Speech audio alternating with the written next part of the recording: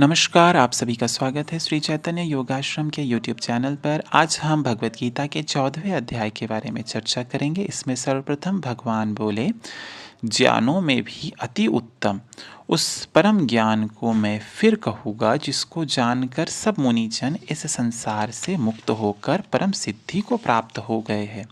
ज्ञान को आश्रय करके अर्थात धारण करके मेरे स्वरूप को प्राप्त हुए पुरुष सृष्टि के आदि में पुनः उत्पन्न नहीं होते और प्रलय काल में भी व्याकुल नहीं होते।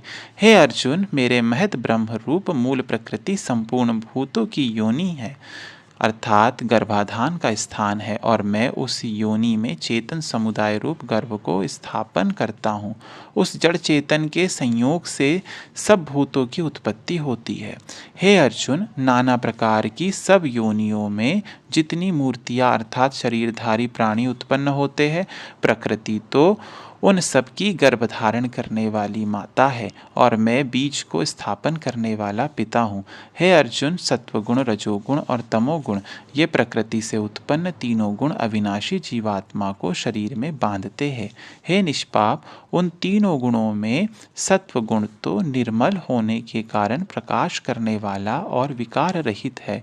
वह सुख के संबंध से और ज्ञान के संबंध से अर्थात उसके अभिमान से बांधता है। हे अर्जुन, राग रूप रजोगुण को कामना और आसक्ति से उत्पन्न जान। वह इस जीवात्मा को कर्मों के और उनके फल के संबंध से बांधता है। हे अर्जुन, सब देहाभिमानियों को मोहित करने वाले तमोगुण को तो अज्ञान से उत्पन्न जान। वह इस जीवात्मा को प्रमाद, आलस्य और निद्रा के द्वारा बांधता है।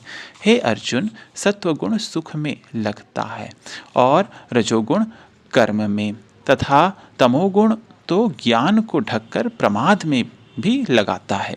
हे अर्जुन, रजोगुण और तमोगुण को दबाकर सत्वगुण, सत्वगुण और तमोगुण को दबाकर रजोगुण, वैसे ही सत्वगुण और रजोगुण को दबाकर तमोगुण होता है अर्थात बढ़ता है। जिस समय इस देह तथा अंतःकरण और इंद्रियों में चेतनता और विवेक शक्ति उत्पन्न होती है, उस समय ऐसा जानना चाहिए कि सत्वगुण बढ़ा है।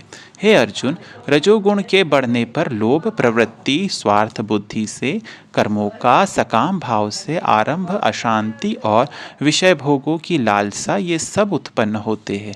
हे अर्जुन, तमोगुण के बढ़ने पर अंतःकरण और इंद्रियों में अप्रकाश, कर्तव्य कर्मों में अप्रवृत्ति और प्रमाद अर्थात व्यर्थ चेष्टा और निद्रादि अंतःकरण की मोहिनी वृत्तियाँ ये सब ही उत्पन्न होते हैं। जब यह मनुष्य सत्वगुण की वृद्धि में मृत्यु को प्राप्त होता है, तब तो उत्तम कर्म करने वालों के निर्मल दिव्य स्वर्गादि लोकों को प्राप्त होता है। रजोगुण के बढ़ने पर मृत्यु को प्राप्त होकर कर्मों की आसक्ति वाले मनुष्यों में उत्पन्न होता है तथा तमोगुण के बढ़ने पर मरा हुआ मनुष्य कीट, पशु आदि मूढ़ योनियों में उत्पन्न होता है। श्रेष्ठ कर्म का तो सात्विक अर्थात सुख, ज्ञान और वैराग्य आदि निर्मल फल कहा है। राजस कर्म का फल दुख एवं तामस कर्म का फल अज्ञान होता है। सत्वगुण से ज्ञान उत्पन्न होता है और रजोगुण से निसंदेह लोभ तथा तमोगुण से प्रमाद और मोह उत्पन्न होते हैं और अज्ञान भी होता है। सत्वगुण में स्थित पुरुष स्वर्ग आदि उच्च लोकों को जाते हैं।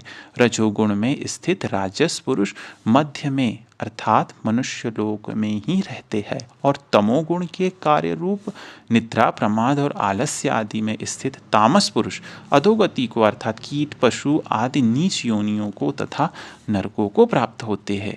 जिस समय दृष्टा तीनों गुणों के अतिरिक्त अन्य किसी को करता नहीं देखता और तीनों गुणों से अत्यंत परे सच्चिदानंद घन स्वरूप मुझ परमात्मा को तत्व से जानता है, उस समय वह मेरे स्वरूप को प्राप्त होता है। यह पुरुष शरीर की उत्पत्ति के कारण रूप इन तीनों गुणों को उल्लंघन करके जन्म, मृत्यु, वृद्धावस्था और सब प्रकार के दुखों से मुक्त हुआ परमानंद को प्राप्त होता है। अर्जुन बोले, इन तीनों गुणों से अतीत पुरुष किन किन लक्षणों से युक्त होता है और किस प्रकार के आचरणों वाला होता है तथा हे प्रभु, मनुष्य किस उपाय से इन तीनों गुणों से अतीत होता है। तब श्री कृष्ण भगवान बोले, हे अर्जुन, जो पुरुष सत्वगुण के कार्यरूप प्रकाश को और रजोगुण के कार्यरूप प्रवृत्ति को तथा तमोगुण के कार्यरूप मोह को भी ना तो प्रवृत्त होने पर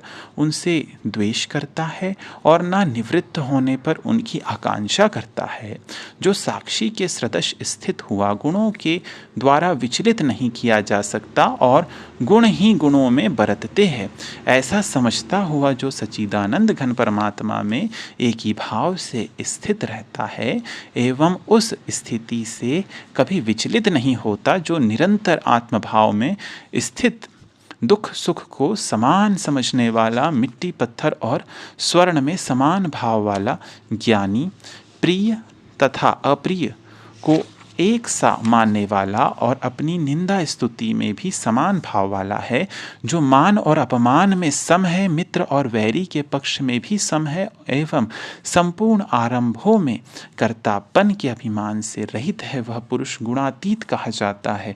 और जो पुरुष अव्यभिचारी भक्ति योग के द्वारा मुझको निरंतर भजता है, वह भी इन तीनों गुणों को भली भांति लांघ कर सच्चिदानंद घन ब्रह्म को प्राप्त होने के लिए योग्य बन जाता है, क्योंकि उस अविनाशी पर ब्रह्म और अमृत का तथा नित्य धर्म का और अखंड एक रस आनंद का आश्रय मैं हूँ। इस प्रकार भगवद गीता का 14वां अध्याय गुणत्रय विभाग योग यहीं समाप्त होता है। धन्यवाद।